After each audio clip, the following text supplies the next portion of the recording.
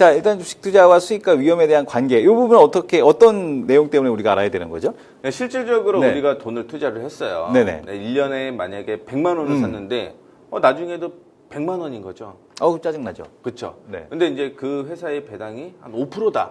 그러면은 할만하죠. 그렇죠. 근데 네. 우리가 번 돈은 실질적으로 100만 원밖에 안 된다라고 생각을 네네. 하시는데 이 주식은 두 가지가 되는 거예요. 네. 즉 예를 들어서 100만 원짜리를 주식을 샀는데 120만 원이 됐다.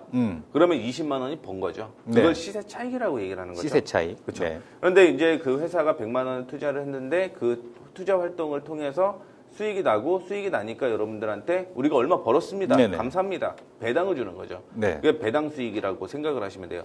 그래서 실질적으로 시세 차익과 배당 두 개를 통해서 수익 활동을 한다라고 생각하시면 됩니다. 그러니까 우리 워낙 이제 한국 시장이 배당에 대해서 인색하다 보니까 그쵸. 이제 많은 투자자들이 이제 배당을 좀 많이 무시하시는데 이 배당에 대한 개념이 이제 앞으로 우리나라 국내 기업들도 배당을 늘려갈 거거든요. 그쵸. 그래서 이 배당에 대한 개념을 꼭 이해하실 필요가 있겠다라는 생각이 듭니다. 네. 네. 그래서 이제 아까 전에는 100만 원을 얘기를 했는데 네. 100만 원짜리 주식은 못 사잖아요. 네. 웬만한 사람들이. 그래서 만 원짜리 주식을 가정을 네. 해보게 되면 오늘 만 원짜리 주식을 이제 샀어요. 네.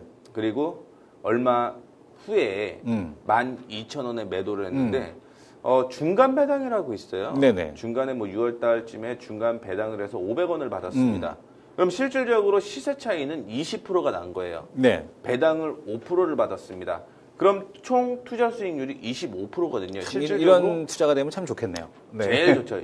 네. 뭐 얼마 안 돼서 한 25%의 수익률을 거둘 수 있다라는 부분인 거고요. 주식 수익률은 이 두 개를 모두 합친 걸 주식 수익률이라고 합니다. 그래서 중요한 부분은 확정 수익이 아니라는 게 네네. 단점인 거죠. 예를 들어서 만 원을 주고 매수를 했는데 그게 8,000원이 될 수도 있는 거고요. 네.